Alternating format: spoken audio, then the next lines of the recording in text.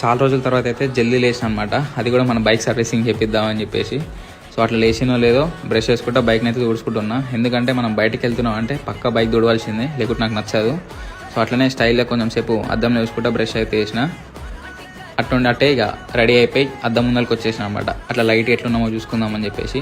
అంత లోపలనే మా అమ్మ వచ్చి ఇంత హైట్ అయినా ఏంది, నాకు అద్దంలో కనిపిస్తలేదు అని చెప్పేసి కొట్లాడుతుంది నాతో. సో అట్లా హైట్ చెక్ చేయించి చూడు నాకంటే పొట్టిగా ఉన్నావు అని చెప్పేసి పక్కకు చూసిన అనమాట. ఇక సో ఈరోజు బ్రేక్ఫాస్ట్కి అయితే మనం కీరా అనమాట. అది తినేసి కొత్త హెల్మెట్ మనకు బండి ఉన్నప్పుడు ఇచ్చిరుగా, సో ఫస్ట్ టైం అనమాట వేసుకోవడం. అట్లా చూసేసుకుని ఎట్లుందో. సో బైక్ అయితే కోల్డ్ స్టార్ట్ పెట్టేసి కాసేపు చూసుకుంటూ కూర్చున్నా, చాలా రోజులు అయిందని చెప్పేసి తీయకుండే. అంతలోనే హెల్మెట్ సోకులో పడి వీడియో తీయడం మర్చిపోయినా. డైరెక్ట్ మనకి సర్వీస్ అయిపోయింది అనమాట.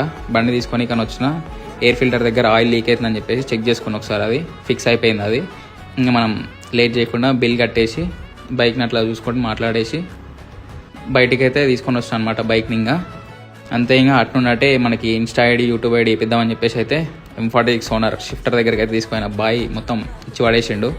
అట్నున్నట్టే ఇక మైకన్న షాప్ దగ్గరికి వెళ్ళి ఆ గొర్రె పొడలతో కొంచెం ఆడుకొని టైంపాస్ చేసేసినాం. ఇక నైట్ స్లీప్ వేసి మంచిగా మార్నింగ్ లేచేసి అయితే సన్ రైజ్ టైం వరకు ఇంటికి వచ్చేసినాం. సో దట్స్ ఇట్ ఈ వీడియో అయితే. నెక్స్ట్ ఈ వీడియో నచ్చితే ఇట్లనే వేయాలంటే కామెంట్ చేయండి. నెక్స్ట్ ఈ వీడియోసే చేద్దాం ఇంకా. Thank you for watching.